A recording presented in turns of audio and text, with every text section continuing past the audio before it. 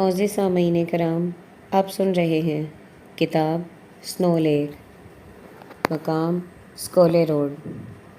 پہلے پیر کا میلہ، ہشوپی کے سیبوں کے باغ اور باغوں میں پڑے جھولے۔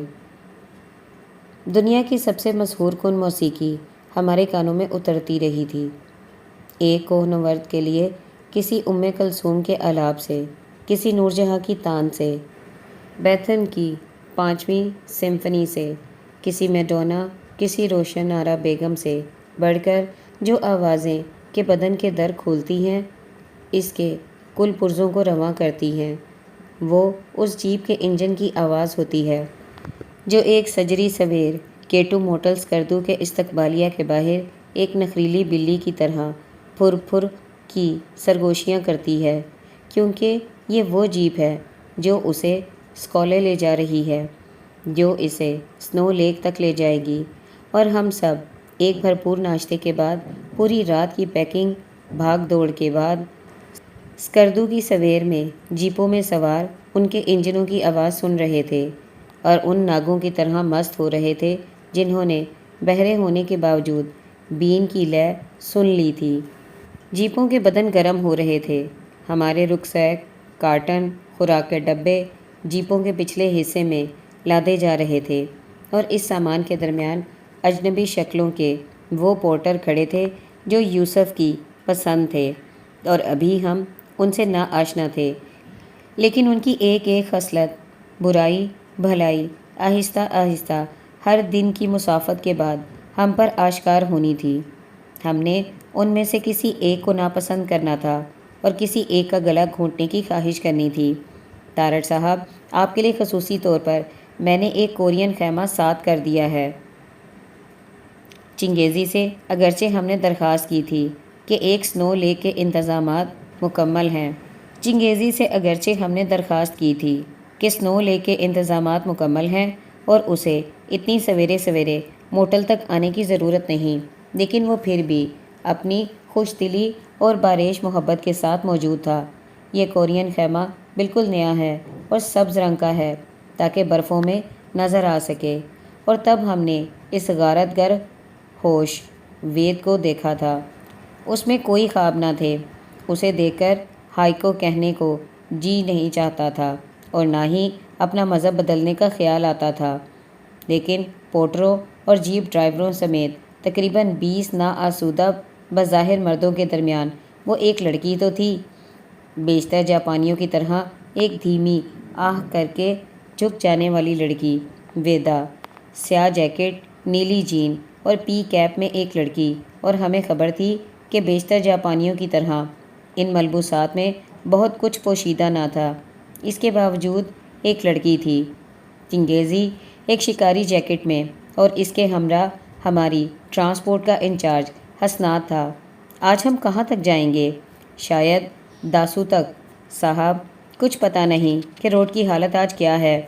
روزانہ منزلیں بدلتی ہیں، پرانا سلائیڈ کا مرمت ہوتا ہے، راستہ کھلتا ہے تو کہیں ایک اور تودا گر کر روڈ بلاک کر دیتا ہے۔ بہرحال آج میرا خیال ہے کہ آپ داسو تک پہنچ جائیں گے اور وہاں سے پیدل چلنا ہوگا۔ رات جدھر جگہ پسند آئے کیمپ کر لیں۔ ہم نے آپ کو اسکولے تک کا کرایہ ادا کر دیا ہے، تو ہم داسو سے آگے کیسے جائیں گے؟ جہاں روڈ بلاک ہوگا اس کے آگے جیپ تیار ہوگا صاحب، حسنات نے کہا۔ وہ جیپ آپ کو وہاں تک لے جائے گا جدھر ایک اور بلاک ہوگا، اور پھر آپ بلاک کو پیدل چل کر پار کر جائے گا تو ادھر ایک اور جیپ ہوگا۔ حسنات، ہر روڈ بلاک کے بعد، اسے عبور کرنے کے بعد آگے ایک اور جیپ کیسے موجود ہوگی؟ کیسے ہوگی؟ ہوگی صاحب، حسنات نے شمالی علاقوں کی ٹرانسپورٹ حکمت عملی بیان کی۔ جب روڈ بلاک ہوتا ہے تو ادھر کا جیپ ادھر پھنس جاتا ہے اور ادھر کا جیپ ادھر آگے نہیں جا سکتا، تو یہ پھنسا ہوا جیپ ہوتا ہے، اس کو ہم پیغام بھیجتا ہے کہ ہمارا ٹورسٹ آ رہا ہے، اس کو بٹھاؤ اور وہاں تک لے جاؤ جہاں تک روڈ کھلا ہے، کرایہ ہم ادا کرے گا۔ اور حسنات، آپ نے آگے پیغام بھیج دیا ہے؟ ہمیں یقین نہیں آ رہا تھا کہ اتنا گنجلک نظام چل سکتا ہے۔ آپ تسلی رکھیں صاحب، ادھر ہم نے رکا بھیج دیا ہے، اسکردو سے اسکولے تک روڈ پر جتنا جیپ ہے وہ جانتا ہے کہ تارڑ صاحب اور اس کا ٹیم آ رہا ہے۔ روانگی سے پیشتر ایک گروپ فوٹو اتاری گئی، اس خدشے کے ساتھ کہ کیا معلوم ان میں سے کون مسنگ ان ایکشن ہو۔ میں نے ایسی بہت سی تصویریں دیکھی تھیں جن میں سے کسی ایک چہرے پر انگلی رکھ کر بتایا جاتا تھا کہ یہ مائیکل ہے، یہ راشد ہے جو برف میں ہوگا، کسی دڑاڑ میں شاید۔ کیسا شاندار شخص تھا، اور یہ ایک نا سمجھ میں آنے والی بات ہے، مگر جو ہی وہ انگلی درجنوں چہروں میں سے کسی ایک پر ٹھہرتی تھی کہ یہ ہے مائیکل یا ارشد، تو وہ چہرہ باقی لوگوں سے الگ ہو کر فوراً مردہ ہو جاتا تھا۔ یقین نہیں آتا کہ یہ کبھی زندہ بھی تھا۔ تو ہم نہیں جانتے تھے کہ ہمارے گروپ فوٹو میں وہ انگلی کس چہرے کی نشاندہی کرے گی۔ البتہ اس تصویر کے درمیان میں نہایت عزت و احترام سے ویدا کو جگہ دی گئی اور بقا سرک سرک کر اس کے قریب ہوتا تھا۔ یہ گروپ فوٹو بہت اچھا ہوتا ہے صاحب، یوسف ہمارے نہ چاہتے ہوئے بھی مجبوراً ہمارا گائیڈ اپنی ٹوپی اتار کر سر گھجاتے ہوئے بڑی دانائی سے کہنے لگا۔ کیوں اچھا ہوتا ہے صاحب؟ پھر بعد میں دیکھتا ہے وہی خدشہ جو میرے دل میں تھا۔ اور بعد میں کیا دیکھتا ہے یوسف؟ سلمان کے رونگٹے کھڑے ہو گئے۔ صاحب یہ گلیشیئر بہت حرامی ہوتا ہے، تو کوئی نہ کوئی اس میں گرتا ہے، تو بعد میں گروپ فوٹو دیکھ کر اسے یاد کرتا ہے کہ یہ والا صاحب گرا تھا۔ تھینک یو ویری مچ یوسف۔ سلمان کے تھینک یو میں کپ کپاہٹ بہت تھی۔ چنگیزی مجھے ایک جانب لے گیا۔ تارڑ صاحب، آپ یقیناً پوری تیاری کے ساتھ سنو لیک کے لیے گھر سے نکلے ہوں گے۔ اس ٹریک کے بارے میں ٹریکنگ گائیڈز میں پڑھا ہوگا، لوگوں سے سنا ہوگا، لیکن اس کے باوجود یہ ممکن نہیں ہوتا کہ آپ اس ٹریک کے بارے میں ہر شے جان لیں۔ راستے اور موسم بدلتے رہتے ہیں۔ کسی ایک کونورد کے لیے سنو لیک تک جانا ایک برفیلی اور آسان سیر ہو سکتی ہے، کوئی اور آوارہ گرد پتھر پر پاؤں پھسلنے سے ایک چھوٹی سی ندی میں گر کر ہلاک ہو سکتا ہے، تو یہ نصیب کی بات ہوتی ہے۔ اب تک تو نصیب نے میرا ساتھ دیا ہے، اس کے ساتھ چھوڑنے کا کبھی پیشگی اعلان نہیں ہوتا، چونکہ میں نے بہت عرصہ پہلے یہ ٹریک کیا تھا۔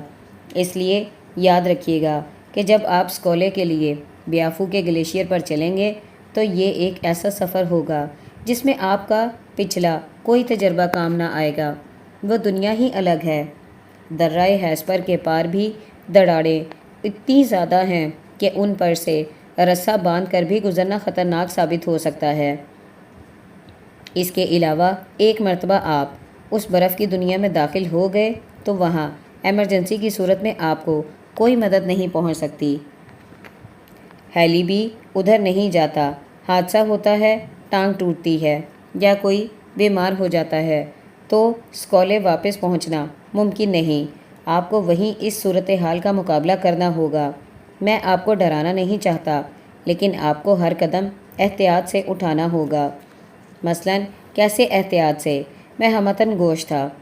ڈر کے ساتھ، خوف کو ہمہ وقت ساتھ رکھتے ہوئے چلنا ہے، ایک دوسرے کو نظر میں رکھ کر چلنا ہے، کیونکہ ان گلیشیئر پر اگر کوئی شخص نیچے جاتا ہے تو یکدم نیچے جاتا ہے اور اس کے آگے یا پیچھے چلنے والوں کو خبر نہیں ہوتی، کیونکہ وہ سر جھکا کر چل رہے ہوتے ہیں۔ اس لیے ایک دوسرے کو نظر میں رکھ کر چلنا ہے۔ اور آپ کہتے ہیں کہ آپ مجھے ڈرانا نہیں چاہتے۔ میں چنگیزی کی اس وارننگ سے ہرگز خوفزدہ نہیں ہوا، کیونکہ جب آپ پہلا قدم اٹھا لیتے ہیں، تہیا کر لیتے ہیں، تو پھر واپسی نہیں ہوتی۔ آپ دانت بھینچ کر ماتھے کی تمام سلوٹوں کو گہرا کر کے فیصلہ کر لیتے ہیں کہ اب واپسی نہیں ہوگی اور ہم نے پار جانا ہے۔ گھڑا بے شک کچا ہو، برف کے چناب میں اترنے کا کوئی تجربہ نہ ہو، پھر بھی پار جانا ہے۔ مجھے پتہ ہے کہ آپ پار چلے جائیں گے۔ چنگیزی نے میرے کندھے پر ہاتھ رکھ کر کہا، انشاءاللہ، لیکن آپ کو آگاہ ہونا چاہیے۔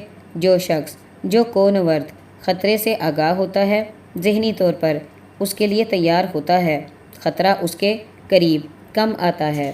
لیکن اس کے ساتھ ہی میں آپ کو یہ بھی بتا دینا چاہتا ہوں کہ بیافو اور ہیسپر کے برف زاروں کے دونوں جانب جو برفانی منظر اور چوٹیاں ہیں، انہیں دنیا کی سب سے پرکشش پہاڑی برفانی لینڈسکیپ کہا جاتا ہے۔ آپ انہیں دیکھ کر پاکستانی شمال کے سب منظر فراموش کر دیں گے۔ میں نے آج تک جتنے بھی ٹریکس کیے ہیں ان میں سنو لیک واحد ٹریک ہے جسے مرنے سے پہلے میں ایک مرتبہ پھر کرنا چاہتا ہوں۔ میں تو آپ کی قسمت پر رشک کرتا ہوں کہ آپ وہاں جا رہے ہیں۔ اور ریچھوں کا کیا معاملہ ہے؟ وہ آپ کو کچھ نہیں کہیں گے۔ وہ وہاں ہیں لیکن آپ کو کچھ نہیں کہیں گے کیونکہ ادھر زیادہ سے زیادہ ہر برس درجن بھر کونورد دب جاتے ہیں۔ کیونکہ ادھر زیادہ سے زیادہ ہر برس درجن بھر کونورد جاتے ہوں گے تو وہ ابھی انسانی بھیڑ سے خوفزدہ نہیں ہوتے۔ تارڑ صاحب بقا کی شکل قدرے پرتفکر تھی۔ یہ جو یوسف ہے یہ گروپ فوٹو کے بارے میں کیا کہہ رہا تھا کہ بعد میں دیکھتے ہیں؟ بقا صاحب، چنگیزی نے اس کے بازو کو تھام کر اپنی طلسمی مسکراہٹ بکھیری۔ کسی مقام پر بھی، کسی بھی موقع پر، بے شک شہر کی بھیڑ میں ایک برتھ ڈے پارٹی ہو، وہاں اگر ایک گروپ فوٹو اتاری جاتی ہے تو کیا آپ پورے یقین سے کہہ سکتے ہیں کہ اگلے روز بلکہ اگلے لمحے ان لوگوں میں سے کوئی ایک شخص نہ ہوگا؟ کہہ سکتے ہیں کیا؟ بالکل نہیں۔ تو یہاں بھی اسی قسم کی ایک گروپ فوٹو کھینچی گئی ہے، آپ فکر نہ کریں۔ اور اس میں تو وحیدہ بھی ہمارے ساتھ ہے۔ بقا نے فکر مندی کو فی الفور رخصت کر کے ایک کہا بلند کیا اور ہاتھ آگے کر دیا۔ چنگیزی نے ہاتھ تو ملا لیا لیکن ذرا پریشان ہو کر پوچھنے لگا، کون وحیدہ؟ وہی جاپانی لڑکی جو ہمارے ساتھ جا رہی ہے، لیکن اس کا نام تو ویدا ہے۔ ہمارے لیے وہ وحیدہ ہے، بلکہ وحیدہ رحمان ہے۔ آپ مٹھ رکھیں۔ چنگیزی اب مزید پریشان ہونے لگا تھا کہ میں نے اس کا کندھا دبا کر کہا، سفر کے آغاز میں مسافر اپنے حواس میں نہیں ہوتے، ذرا بلائے پھرتے ہیں۔ اور بقا تو یوں بھی قدرے۔ کون کہتا ہے کہ میں بولا ہوں؟ بقا مائنڈ کر گیا۔ میں نے بولائے پھرتے ہیں کہا ہے، بولا تو کہا ہے نا، میں خوب سن سکتا ہوں اور ہرگز بولا نہیں ہوں۔ جیپوں پر سامان کی لوڈنگ مکمل ہو چکی تھی اور ان کے انجن گرم ہو چکے تھے اور ڈرائیور روانگی کے لیے بے چین ہو رہے تھے اور اس کا اظہار بار بار ہارن بجا کر رہے تھے۔ اسکردو کی سویر میں سویرے 7 بجے 2 جیپیں کیٹو موٹل کے پھاٹک سے اتر کر وادی شگر کی جانب اپنے ٹائر گھمانے لگیں۔ سفر کے آغاز کے اس لمحے میں جب آپ جیپ کی فرنٹ سیٹ پر بیٹھے ہینڈل کو تھامے بیٹھے ہوتے ہیں اور جیپ کی حرکت کا پہلا دھچکا لگتا ہے تو اس لمحے بدن کے ساتھ کیا واردات ہوتی ہے، رگو پے میں کیسی برق کونتی ہے، جاگر شوز میں بندھے ہوئے پاؤں سے لے کر آپ کے عمر رسیدہ چہرے تک کیسا کرنٹ دوڑتا ہے، یہ صرف وہی جان سکتے ہیں جو کائنات کے حسن کی کشش میں مبتلا اور بیمار ہوتے ہیں، جو اپنے کشکول میں سکوں کی کھنک کی بجائے دریاؤں کا شور اور برفوں کے پگھلنے کی دڑاڑ آوازیں سننا ہی مقصد حیات سمجھتے ہیں۔ اس لمحے میں نہ محبتیں یاد رہتی ہیں اور نہ نفرتوں کا شمار ہوتا ہے اور نہ رشتوں کا احساس باقی رہتا ہے اور نہ سفر کے دوران زندگی کھو جانے کی سراسیمگی کا خوف دامن گیر ہوتا ہے اور نہ کوئی عقلی دلیل رہ جاتی ہے۔ اس حرکت کے پہلے دھچکے سے صرف ایک سنسنی جنم لیتی ہے جو اندیکھے کی آرزو سے جنم لیتی ہے اور آپ کو کائنات کا سب سے خوش نصیب شخص بنا دیتی ہے۔ آپ اس دنیا سے ربط توڑتے ہیں جس نے گھر اور خاندان کی جکڑ بندیوں میں آپ کو بے بس کیا ہوتا ہے اور اس دنیا کے باسی ہو جاتے ہیں جسے آپ نے ابھی دریافت کرنا ہے۔ مکمل طور پر تو نہیں، لیکن اس لمحے شائبہ ہوتا ہے کہ یہ سنسنی اس احساس کی قربت میں ہے جب آپ ایک بڑے ناول کا پہلا فقرہ لکھ لیتے ہیں، پہلے بچے کی پیدائش کی خبر سنتے ہیں، ایک گمشدہ محبت کے پانیوں میں اترتے ہیں، اپنے بچے کی زبان سے پہلا لفظ ابو کی صورت میں سنتے ہیں یا پھر اسی بچے کے سر پر صحرا دیکھتے ہیں، بس اسی احساس کی قربت میں یہ سنسنی ہوتی ہے۔ ہمیشہ کی طرح ہم وادی خپلو کو جانے والی روڈ سے جدا ہو کر دائیں جانب ایک پل کو عبور کر کے وادی شگر کی جانب سفر کرتے ایک مختصر صحرا میں سے گزرے۔ وہاں ریت کے ایک مختصر وقفے کے پار میں نے ایک بار چٹانوں میں کھڑے چند جنگلی اڑیالوں کو دیکھا۔ اور وہ یونانی دیومالا کے مجسموں کی طرح ایک پرشکوہ انداز میں کھڑے تھے۔ چونکہ وہ مجسمے نہ تھے اس لیے وہ وہاں سے کوچ کر چکے تھے۔ وادی شگر میں ایک مختصر پڑاؤ ہوا۔ میں نے ان عظیم چناروں پر ایک نگاہ کی جو خانقاہ معلیٰ کے صحن میں سرسبز اہراموں کی طرح بلند ہو رہے تھے۔ وادی شگر سے پرے روڈ قدرے نامہربان ہو گئی۔ ہمارے بدن اس طرح شیک اپ ہو رہے تھے جیسے لٹل رچرڈز کے راک اینڈ رول گیت شیک شیک کی بیبی شیک پر بے اختیار رقص کرتے ہوں، اور وہ بدن جو ایک زمانے میں جست اور تانبے میں ڈھلا تھا اب ڈھیلا پڑ چکا تھا اور بے ربط ہو چکا تھا، اس لیے اس کے بیشتر حصے اپنی مرضی سے ہلتے چلے جاتے تھے اور دکھ دیتے تھے۔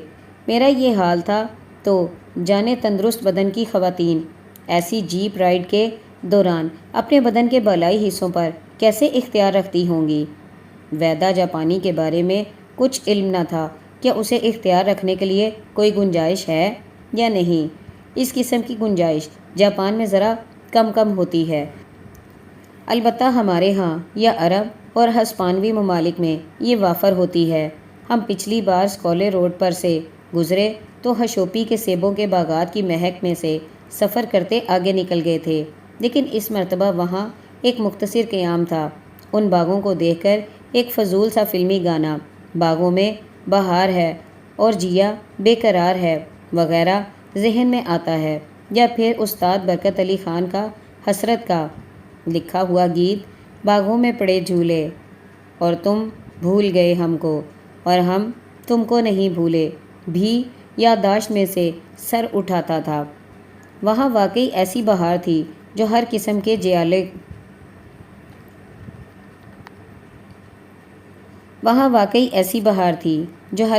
جیا کو بے قرار کر سکتی تھی، لیکن یہ باغ ایسے نہ تھے جن میں جھولے پڑ سکتے تھے۔ جھولوں کے لیے درختوں کا بلند قامت ہونا ضروری ہوتا ہے۔ میرے بہت ہی بچپن میں لاہور کے شالامار باغ میں صرف خواتین کے لیے پہلے پیر کا میلہ لگتا تھا، جس میں فواروں کے دونوں جانب سرخ فرش کے کناروں پر سٹال لگتے تھے، اور یہاں بھی صرف عورتیں ہی دکانداری کرتی تھیں اور مردوں کا داخلہ ممنوع تھا۔ چونکہ میرے مرد ہونے میں ابھی صدیوں کا وقفہ حائل تھا، اس لیے میری خالہ جان اپنی سہیلیوں کے ہمراہ مجھے بھی ایک بغل بچے کے طور پر ساتھ لے جاتی تھیں۔